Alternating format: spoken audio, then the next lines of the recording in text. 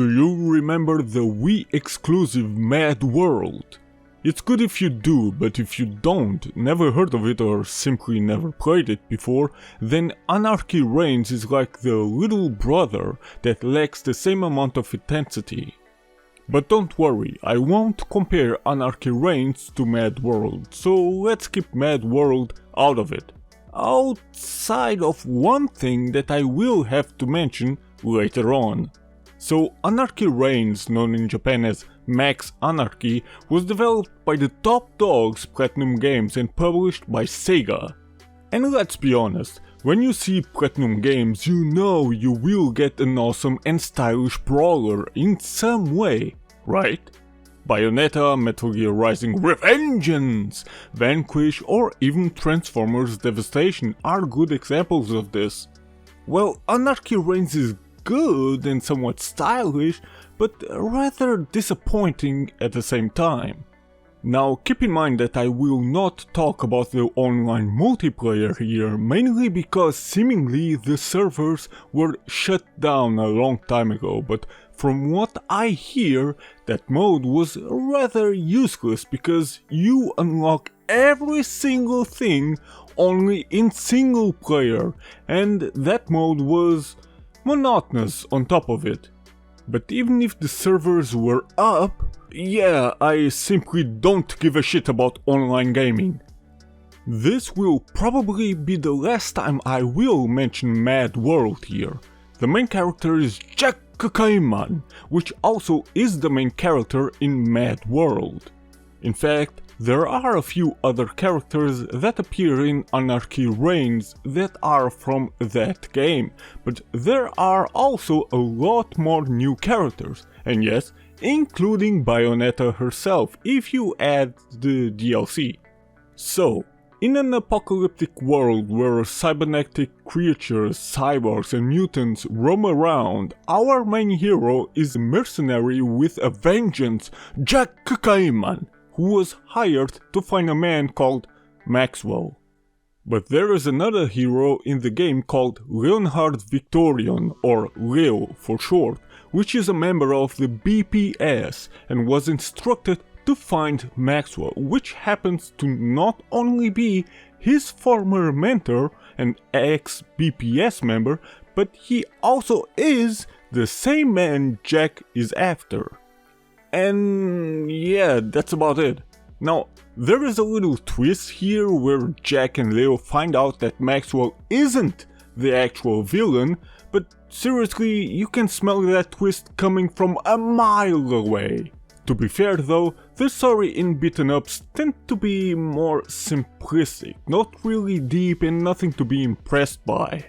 However, for Platinum Games I would say that Anarchy Reigns' story pales in comparison to their earlier efforts, which technically weren't many, but remember one thing here, some members of Platinum Games worked for the now defunct Clover Studios, a studio that worked on Okami, Beautiful Joe and God Hand, and even some members of Clover Studios worked for Capcom prior to that. I point this out because Platinum Games may have been founded only in 2007 and only released 4 games, including Anarchy Reigns in 2012, but the staff members were mostly very experienced with the genre, so it's rather disappointing that the story in Anarchy Reigns is so weak when Bayonetta, that came 3 years earlier in 2009, was better. But oh well. My main issue here is not that Maxwell is painted as the villain and both Jack and Leo are surprised when they find out that he isn't. My issue is that the story is so bare bones that it barely explains anything around the main characters. In fact, the most information and background you will get about this world is in the opening of the game before the main menu appears, which is only scrolling text without any kind of sound for some reason. I mean, really? Not even background music? The dialogue between the characters also doesn't help nor add much to the world Platinum Games tried to create here. Sure, I know that the point of the game like this is the fighting, and I get it, but I am a bit hung up on the story because this could have gone somewhere good, and it seems that Platinum wanted to go somewhere good with this, or at least somewhere decent. Initially.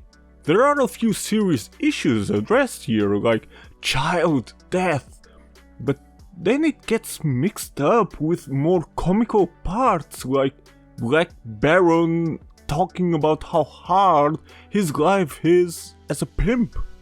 It's like Platinum Midway decided to blend everything together they could in hopes that it works out, without realizing that they were creating a mess. But hey, at least you can play it with Japanese audio, which is very much appreciated and what I did. But the subtitles can be a mess. Sometimes the subs come and go in a flash, so you can't even read it. Whoever subbed and programmed this, you need to lose your job. But hey, there still are the cutscenes that tend to look rather nice. Now sure, many are way too short for anything, but when they show a fight or whatever, then it looks rather cool. Especially towards the end, those scenes were awesome, and the way Leo moves reminded me a bit of Raiden from the later Metal Gear Rising Revengeance. So sure, visually the game can look rather good for a low-budget title, and yes, this is a low-budget title. It has a few interesting enemies, and one in particular pays homage to one character in God Hand. Well, play the game and try to find out which one it is. While the characters look fine to good, well, mainly the main characters and some main bosses, because the minions that you fight a lot are mediocre at best, the same cannot be said for the environment and the world itself. The apocalyptic setting could have been interesting and has parts where it seems interesting, but for the most part it's fairly bland, boring and too blurry, even at small distance. Never mind the fact that you go from place to place with no real reason, like for example you seem to go to Hong Long just because it's Chinese themed and nothing else. Not because Hong Long was a real important place for the story to move on. Also the lightning, explosions and all that seem basic at best, nothing impressive about it. There's a part where you have to fight an octopus and later on he moves a building with his head. You then have to basically run to the top of the building before you fall off, which is kinda cool, but seems like those are beyond rare. And even in those scenes, the game is constantly holding your hand, so you cannot really fail at it. But hey, the fighting is where it's at, right? I mean, it's a beaten up after all. But in the grand scheme of things, even the fighting seems a bit basic. Fun for sure, but still basic and repetitive after a while. You have a block button, a grab button, a jump button, 2 attack buttons, and you can use the character's weapons for attacking to deal a lot of damage. But pay attention, because you will use up this bar right here. But don't worry, the bar fills up once you do normal attacks again. But it fills up a bit too quickly for my taste. You also have this symbol right here. By attacking enemies, it fills up. Once it's full, then you will be able to use Rampage mode, which allows you to do massive damage once you start attacking until that symbol gets depleted. You can even enter a Hokuto Yakuretsuken mode, where you simply punch the enemy countless times in rapid succession, as long as you are in Rampage mode. And while nice, it's an easy exploit because Rampage is too powerful. Now sure, you don't have to use it, but still, it should have been weakened a bit. The same goes for the weapons. Sometimes the enemies will drop a shield, invisibility or some weapon, but I think that these are there just to make the game even more of a breeze than it already is, even on hard. When you use a shield, you obviously are protected from a few attacks until it breaks. The enemy also uses a shield that you first have to break before you can deal damage, but only a select few use it. Invisibility is exactly that. You are invisible and nobody can see you, so technically you can punch and kick around first and always surprise the enemy. But once you hit anybody, most of the time they will know where you are and counter-attack, so pay attention. Now the weapons are what's overpowered here, so much so to the point where you can do a ton of damage without even trying.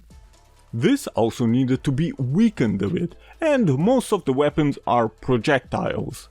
Still, the fighting itself can be mindless button mashing fun, let's be honest. But here is one thing I actually do really like, and that is how the missions are unlocked. By defeating regular enemies, you will get points. A certain amount of points unlocks a free mission, which you don't have to do, but I suggest you do to unlock later main missions and also free missions, and just progress far faster in the game. Each mission has its conditions and require you to reach a specific score to move on. The more points you manage to get, the better the final score, which will contribute greatly to your main score. This essentially means that if you are a good player, then you will have an easy time progressing through the game. But if you have difficulty with these kind of games, like I sometimes do, then you will have to either beat a lot of minions or repeat the free missions over and over again, which obviously adds to the repetitiveness of Anarchy Reigns. But it's kind of interesting the way they introduced this system. But either way, the game is on the shorter side in single player. Maybe adding more free missions per section would have helped. But hey, at least the missions themselves can bring a lot of variety to the mix. But not too much, because ultimately it boils down to defeat minion or mutant hordes. So a bit more variety than that would have helped.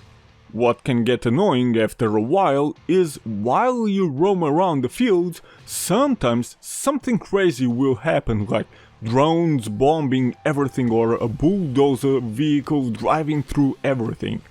Where they will drive through or bombard everything is shown red on the map. They usually come out of nowhere, and yes, they mainly only exist to break the monotony of the levels, and in the beginning they are fine, but at some point you will wish to be able to turn those random actions off. Another neat thing is the day to night cycle. During the day you fight your usual minions, but during the night the enemies are far less, sometimes just one, but far stronger. Sometimes one of those enemies is this attack jet, or whatever it is, and once you defeat it, you can hijack it. Fly around and defeat minions with it, which is kind of a nice idea to fight the monotony a bit. Pay attention though, because at some point your hijacked jet or vehicle will explode after a certain amount of use. One final thing about the rampage mode though, because this will happen. The only ones that can enter rampage mode are you and the human-like bosses. When both you and the boss are in rampage mode, then you will have to play this weird minigame. Just press the button indicated rapidly to increase the bar and potentially win the battle. However, the button changed midway, which is fine in itself, but you not only have to react rather fast to that change, but if you miss just one or two presses because of that change, you will lose that minigame really fast. Too fast in fact. Needless to say, I hated when this minigame happened. Now the characters. The character models look really good, and while the guys look cool, the women look a bit generic. You have Jack and Leo as the main ones, and you will play through the story with both. In the beginning you can choose between black side and white side. You play as Jack in the black side, while Leo takes over the white side. But actually, no matter which one you chose, either way you will have to play as both in one playthrough. Let's say you choose Jack first, as I did. Now you play through 4 levels with him. After that, the story rewinds and then follows Leo's side, and you have to beat the same 4 levels again before the showdown. Now sure, the missions for both are different, each will meet different characters along the way, and the levels themselves are not exactly the same either. Like in Hong Long, Jack has access to one part of the whole map, while Leo has access to the other part. That in itself is actually fine, and when they finally meet up for the showdown, while technically both fight the villain, the only difference here is who you control, because the one you control is the one you have chosen to start the game with. All of the other characters that you will meet throughout the game are basically just there to be there. Sure, yes, Black Baron and Mathilda have their screen time and they are basically on Jack's side. Sasha and Nikolai are on Leo's side and also have their screen time and importance.